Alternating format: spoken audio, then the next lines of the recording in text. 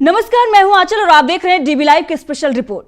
राहुल गांधी की भारत जोड़ो न्याय यात्रा कल वाराणसी पहुंची हुई थी। अब ऐसे में यह देखना दिलचस्प होने वाला था कि राहुल गांधी प्रधानमंत्री नरेंद्र मोदी के संसदीय क्षेत्र में जाते हैं तो वहां जनता का समर्थन कैसे राहुल गांधी को मिलता है। जो तस्वीरें अब निकलकर सामने आ रही हैं उससे तो यह साफ हो गया है कि राहुल गांधी प्रधानमंत्री नरेंद्र मोदी के संसदीय क्षेत्र में कितने लोकप्रिय हैं। जो जन सैलाब उमड़ा उससे यह साफ हो गया कि राहुल गांधी के लिए और कांग्रेस के लिए प्रधानमंत्री नरेंद्र मोदी के संसदीय क्षेत्र में कितना क्रेज है।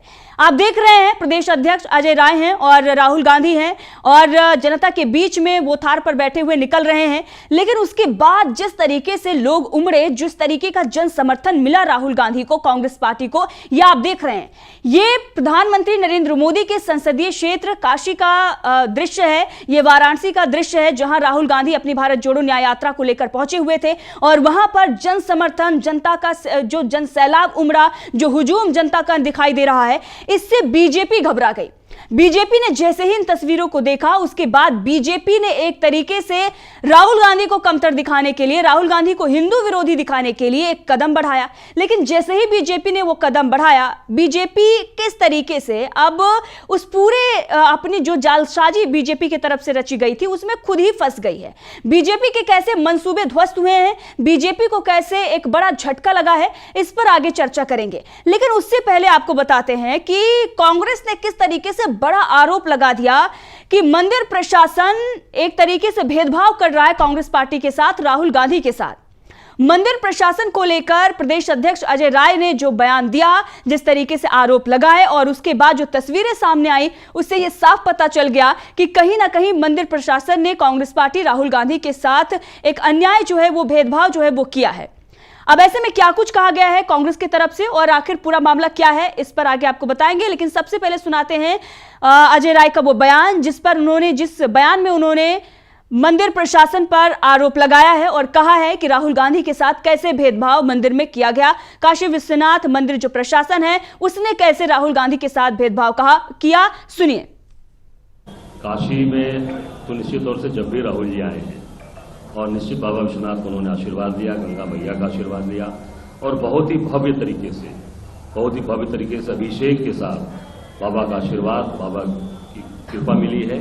और निश्चित तौर से आज एक बहुत ही मजबूती के साथ मैंने देखा वहां पर जो हर हर महादेव के साथ उद्घोष के साथ लोगों ने राहुल जी को आशीर्वाद दिया है। मैं समझता हूं कि बहुत ही हम सबके लिए सुखद और ऐतिहासिक बात है।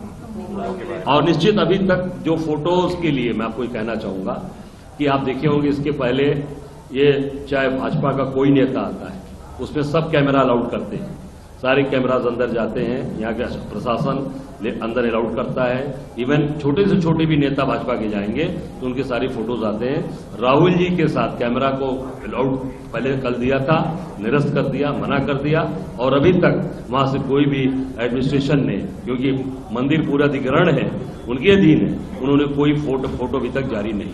तो आपने देखा कि कांग्रेस ने बड़ा आरोप, गंभीर आरोप मंदिर प्रशासन पर लगाया। अब मंदिर प्रशासन पर किसका दबाव था? आखिर राहुल गांधी की तस्वीर क्यों नहीं बाहर आई, राहुल गांधी की तस्वीर क्यों नहीं जारी की गई, एक बड़ा सवाल खड़ा हो रहा है। इसके साथ ही कैमरा जो है, तमाम जो बीजेपी के नेता चाहते हैं तो उनके साथ अलाउ होता है, लेकिन कैमरा नहीं ले जाने दिया गया मंदिर परिसर में। और उसके बाद राहुल गांधी और कांग्रेस के नेता जो है वो एक तरीके से सवाल खड़ा कर रहे हैं और एक तरीके से कांग्रेस की तरफ से यही कहा जा रहा है कि सिर्फ और सिर्फ राहुल गांधी को कमतर दिखाने के लिए, राहुल गांधी को जो जनता का समर्थन मिल रहा है, जो हिंदुओं का साथ मिल रहा है, उससे बीजेपी के अंदर घबराहट है। क्योंकि बीजेपी लगातार राहुल गांधी के खिलाफ जो प्रोपेगेंडा रचती आई है, एक तरीके से जो छवि राहुल गांधी की रची गई है उसको किस तरीके से बनाए रखा जाए, उसी लिए ये सारे हथकंडे अपनाए जा रहे हैं। लेकिन दूसरी तरफ राहुल गांधी और कांग्रेस पार्टी ये कह रही है कि शिव उनके आराध्य हैं और इसीलिए वो शिव की पूजा करने गए थे, लेकिन वहां पर उनके साथ भेदभाव किया गया और ये मंदिर प्रशासन ने किया। मंदिर प्रशासन पर किसने दबाव बनाया, ये सवाल अभी भी है। अब ऐसे में दूसरी तरफ जो है वो किस तरीके से, जैसे ही राहुल गांधी वहां पहुंचते हैं और उसके बाद वहां से उनकी जनसभा खत्म होती है, वहां से वो निकलते हैं, तो बीजेपी के नेता कार्यकर्ता जो हैं वो 51 लीटर गंगा जल से शुद्धिकरण करते हैं चौराहे का। गोदौलिया नंदी चौराहा पर, जहां पर राहुल गांधी पहुंचे हुए थे, नंदी चौराहा बताया जा रहा है, वहां को शुद्ध किया गया है, उस जगह को शुद्ध किया गया। आप देखें, ये तस्वीरें हैं, बीजेपी के कार्यकर्ता हैं और गंगा जल से उस रास्ते को धो रहे हैं जहां जनसभा हुई थी, उस जगह को धोया जा रहा है। इससे यह साफ पता चलता है कि बीजेपी की मानसिकता क्या है।